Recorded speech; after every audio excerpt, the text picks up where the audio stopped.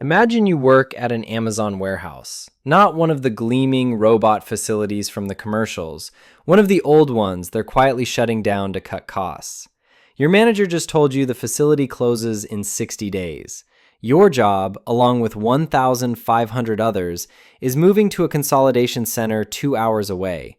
You can't commute that. You have kids. The severance? 2 weeks. This is the company that used to brag about creating hundreds of thousands of middle-class jobs. The new leadership has different priorities now: operational efficiency, margin improvement, quarterly targets. Translation: fire people, automate badly, squeeze every dollar. You aren't losing your job because Amazon is failing. You're losing it because Amazon is succeeding at something new, extracting profit instead of building trust.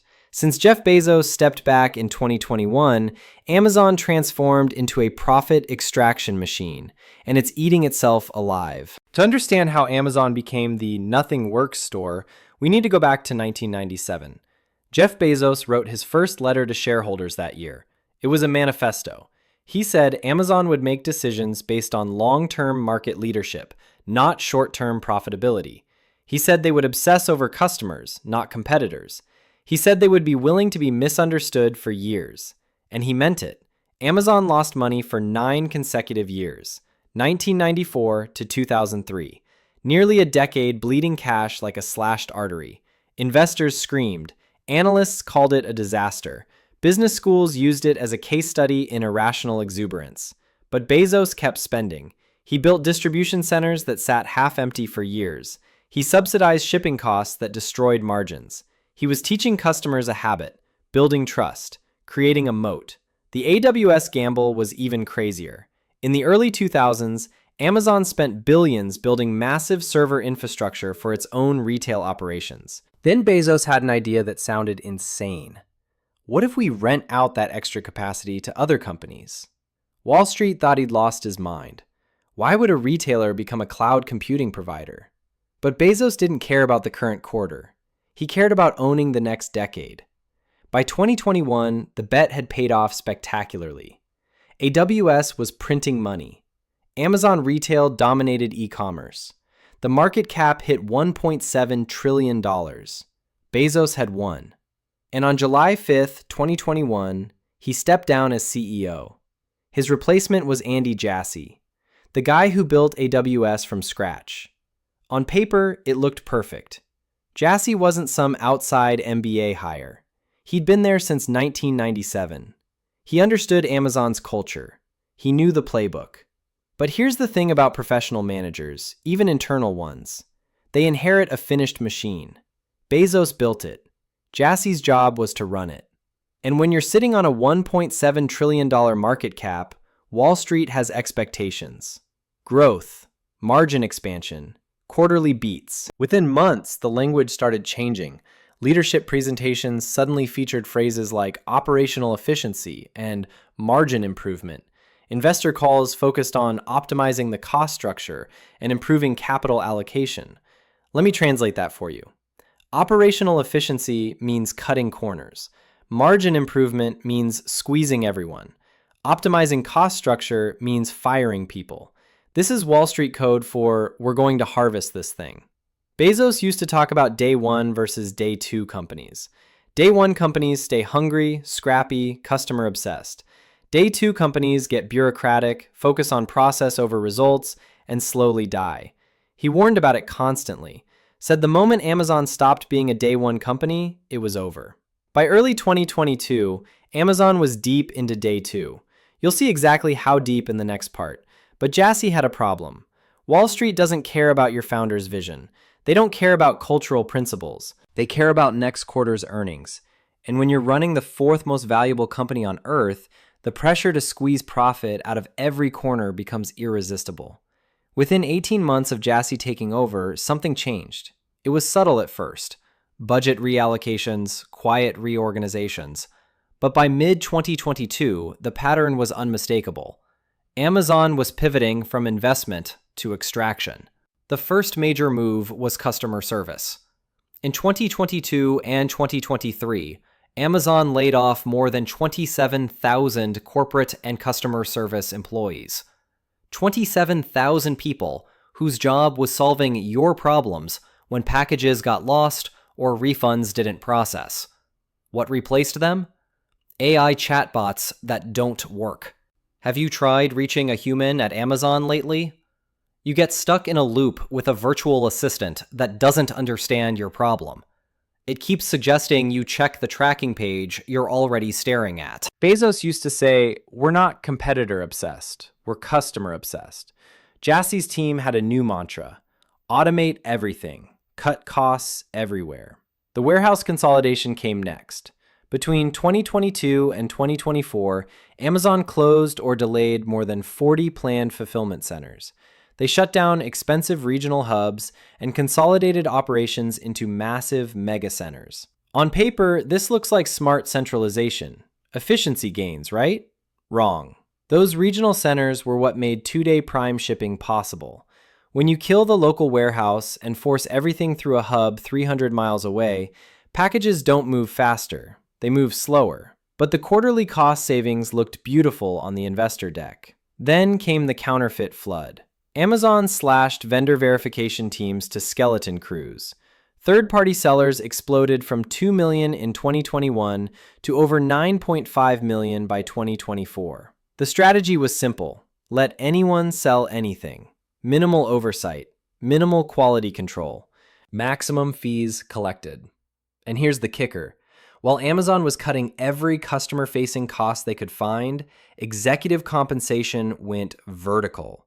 In 2022, Andy Jassy's total pay package was $212 million. $212 million.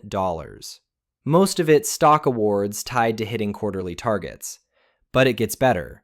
In March 2023, Amazon announced a $10 billion stock buyback program. This is the classic MBA playbook, the textbook move. Instead of investing in infrastructure or customer service or product quality, you buy back shares to pump the stock price. It's financial engineering masquerading as business strategy. This is the original sin. Not the customer service cuts alone. Not the warehouse closures. Not even the counterfeit epidemic. The sin was the strategic decision to harvest Amazon instead of building it. Jassy inherited a machine designed to run at a loss to dominate the future. He turned it into a machine designed to extract maximum profit from the present. Wall Street loved it. Amazon's stock hit an all-time high in mid-2023. Margins expanded. Earnings beat expectations quarter after quarter.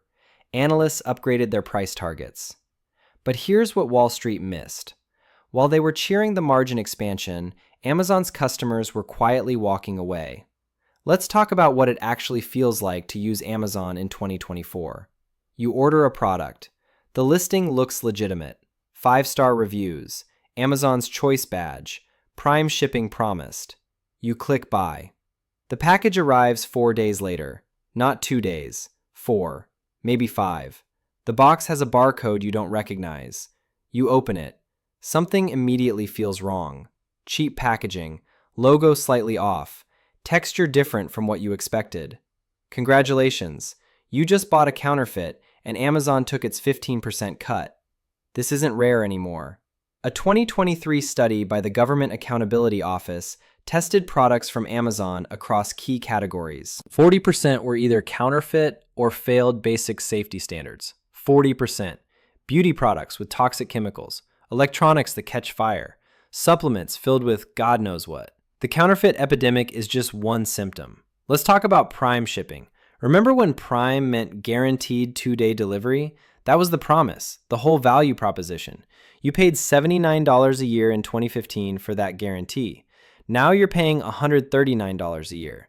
That's a 76% price increase in less than a decade. What did you get for that extra $60? Slower shipping.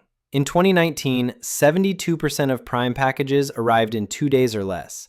By 2024, that number dropped to around 45%, less than half. The 2-day guarantee now quietly says 2 to 5 business days, maybe. Amazon just changed the definition and hoped you wouldn't notice. Customer service is its own special hell. You need help with a return? You click Contact Us.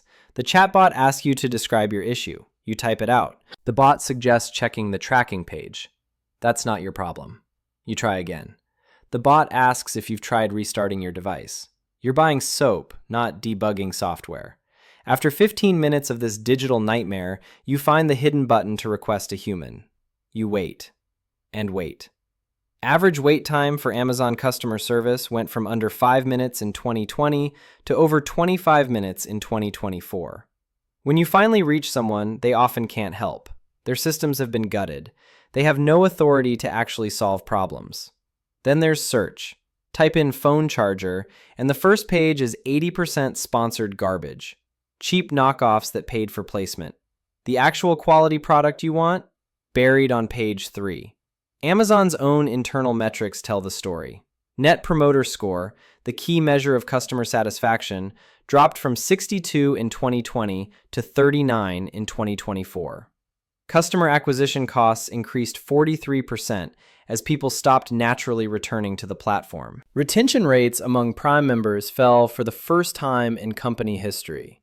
You're paying more for worse service. Flooded with counterfeits. Buried in sponsored junk.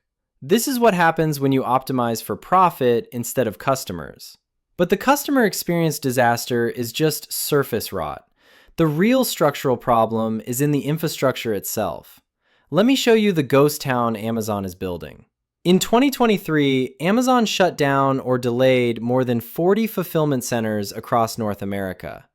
These weren't small sorting facilities. These were major regional hubs. Staten Island, Southern California, multiple locations across the Midwest. The official reason? Operational efficiency. The real reason? Cutting costs. Let's get technical for a minute, because this is where the incompetence truly shines. Those regional centers were the backbone of Prime shipping. When you ordered something in Los Angeles, it shipped from Ontario, California, 40 miles away. 2-day delivery was easy, but Ontario closed in 2023. Now your package routes through a mega hub in Phoenix, 300 miles away. It sits in a sorting queue, gets loaded on a truck, sits in another queue. Maybe it arrives in 4 days, maybe 5. Amazon spent over $50 billion building their own delivery network between 2019 and 2024. The idea was brilliant on paper: reduce dependence on UPS and FedEx, control the whole chain end to end, improve margins through vertical integration. Here's what actually happened. Cost per delivery went up, not down. UPS was charging Amazon around $7 per package in 2019. By 2024, Amazon's internal cost per package through their own network hit nearly $10. They spent $50 billion to make delivery more expensive. Why? Because logistics is hard. UPS has been doing this for 116 years. They have systems, training, institutional knowledge. Amazon tried to build it in 5 years using an army of subcontractors squeezed on every penny. The driver exploitation model backfired spectacularly.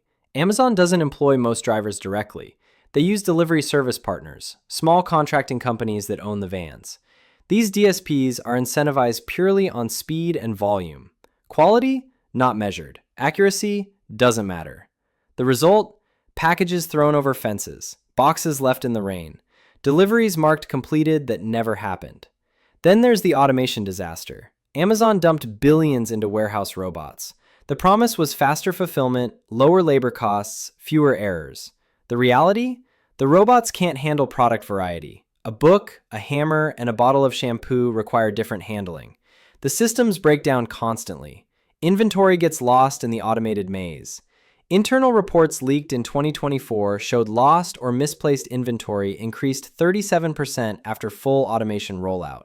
That's not efficiency, that's chaos with a higher price tag. This is a Rube Goldberg machine of inefficiency. Billions invested. Quality down, costs up, customer satisfaction cratering, so customers are leaving, operations are failing, retail margins are shrinking. How is Amazon stock still going up? How are they reporting record profits? The answer is simple. They're lying. Well, not lying exactly. They're using accounting magic to hide the corpse. Here's what Amazon doesn't want you to notice in the earnings report. When they announce record profits, they're bundling two completely different businesses into one number. Let's do the math they hope you won't do.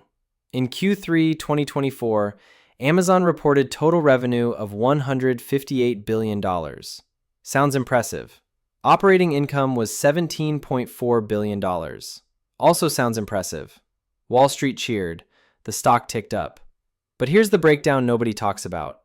Amazon Web Services, their cloud computing division, generated $27 billion in revenue. That's about 17% of total revenue. AWS's operating income, $10.4 billion. That's 60% of Amazon's total operating profit. Let me say that again slower. AWS represents 17% of the business, but generates 60% of the profit. Now let's look at retail. North America Retail did $95 billion in revenue. Operating margin, 5.8%. That sounds acceptable until you realize that number includes third-party seller fees, which are basically free money. When you strip out the fees and look at actual first-party retail, the stuff Amazon buys and sells directly, margins are close to zero. Some quarters, they're negative. International retail, operating loss of $0.9 billion. Still losing money in 2024. This is the subsidy structure. AWS prints cash. That cash subsidizes the retail business that can't stand on its own anymore. It's like if your weekend consulting gig made so much money that it paid for your failing restaurant that bleeds cash every month. You keep the restaurant open because you're emotionally attached, but the business model is fundamentally broken. The historical irony is perfect. AWS started in 2006 as infrastructure to support Amazon's retail operations. It was supposed to be the backbone for the retail business. Now it is the business. Retail is the legacy cost center they keep around for brand purposes. Think about what this means. If AWS spun off tomorrow as a separate company, which many investors have called for, retail Amazon would be revealed for what it actually is: a zombie, a low-margin, operationally struggling retailer with a counterfeit problem and declining customer satisfaction. The market cap would collapse overnight. Wall Street knows this. Analysts know this. But nobody wants to say it out loud because separating the businesses would destroy the narrative. Amazon's $1.8 trillion valuation depends on everyone pretending retail still matters. And here's the beautiful part for Andy Jassy. He built AWS. He knows where the money comes from. Retail is a distraction, a PR problem.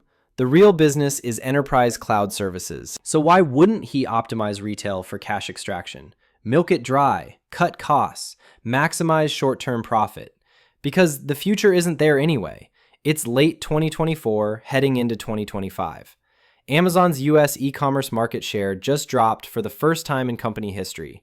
They went from 41% in 2022 to 37.8% in 2024. That might not sound dramatic, but for a company that only grew for 25 straight years, it's a flashing red alarm. Where are the customers going? Everywhere else. Temu and Shein are eating the low-end market alive. These Chinese direct-to-consumer platforms bypass Amazon entirely, ship straight from factories in Guangdong to your door. Slower shipping, sure, 5 to 10 days, but prices so low, people don't care. Temu hit $14 billion in US sales in 2024. That's money that used to flow to Amazon. Walmart Plus is back from the dead. In 2021, everyone laughed at Walmart's pathetic attempt to compete with Prime. By 2024, they had 30 million subscribers and growing. Why? Better grocery integration, same-day delivery from local stores, competitive pricing without the counterfeit epidemic. Then there's TikTok Shop. Social commerce is bypassing Amazon search entirely. You see a product in a video, you buy it right there. No price comparison, no reading suspicious reviews. Gen Z doesn't even think to check Amazon first anymore. Specialty retailers are winning back categories Amazon used to own. Chewy dominates pet supplies. Wayfair owns furniture. Niche players are carving out profitable segments. And here's the beautiful irony. Physical retail is now faster than Amazon. Target, Costco, even Best Buy. They offer same-day pickup or delivery. You order at 10 a.m., you have it by 2 p.m. Amazon Prime, 2 to 5 business days. Maybe. Prime Video has become a desperate attempt to justify the subscription price. Amazon spent $1 billion on the Rings of Power show. It was fine. Nobody cared. They're not winning the streaming war against Netflix or Disney Plus. They're just throwing money at content, hoping you forget the shipping got worse. The stock tells the story. Since Jassy took over in July 2021, Amazon is up about 25%. Sounds good until you compare it to peers. Microsoft up 89%, Apple up 56%, even Meta up 180% after nearly dying. Institutional investors are quietly rotating out of Amazon into companies with clearer growth stories. This isn't one problem, it's systemic collapse. Amazon is being disrupted from below by ultra-low-cost platforms, from above by premium competitors, and from the side by social commerce that makes their search engine irrelevant. So is there a way back? Can Amazon recover? Maybe, but history isn't encouraging. Let's talk about what happens when founders leave and professional managers take over. There's a pattern in business history. Founders leave, professional managers take over, things change. Not always for the worse, but usually in predictable ways. Apple, after Steve Jobs was fired in 1985, nearly bankrupted the company, took Jobs returning in 1997 to save it. Disney, after Walt died in 1966, decades of creative stagnation until Eisner brought outside vision. Microsoft, after Gates stepped back from operations in 2000, lost an entire decade to bureaucracy, missed mobile completely. What makes founders different? Simple. They're willing to lose money for years to build something. They'll be misunderstood. They obsess over the product, not the quarterly earnings call. Professional managers, even great ones, inherit a machine. Their job is to optimize what exists, not build what doesn't. The MBA curse is straightforward. Business school teaches you to maximize shareholder value through margin expansion and capital efficiency. It doesn't teach you to spend 9 years losing money to earn customer trust. That looks insane on a spreadsheet, but that's how you build Amazon. Could Amazon recover? 3 possible paths. 1. Bezos returns. Extremely unlikely. He's focused on Blue Origin. Doesn't seem interested. 2. Radical cultural reset. Fire top management. Bring back founder principles. Accept short-term pain for long-term survival. Possible, but requires board courage they haven't shown. 3. Break up the company. Spin off AWS. Let retail stand or fall on its own. Might actually happen if activist investors push hard enough. But recovery is hard. The cultural DNA is already damaged. Employee surveys show record low trust in leadership. Glassdoor ratings for Amazon corporate dropped from 4.2 in 2020 to 3.1 in 2024. The talent is leaving. The customer trust is eroding. The competitive moats are crumbling. Silicon Valley is watching this closely. Other founder transitions are coming. The lesson couldn't be clearer. You cannot run a platform business, a business built on trust and network effects, with quarterly thinking. Energy policy requires physics and economics. Corporate strategy requires vision and patience. If you let spreadsheet optimization drive the bus, don't be surprised when you drive it straight off a cliff. Amazon built the everything store by ignoring Wall Street and obsessing over customers. They spent 25 years and $200 billion building trust. Andy Jassy's team destroyed it in 3 years chasing quarterly margins. Hopefully, the rest of us can learn that lesson for free. Thanks for watching. If you found this breakdown valuable, check out my video on why Walmart is quietly winning the retail war. It's the perfect companion to this disaster story. I'll see you in the next one.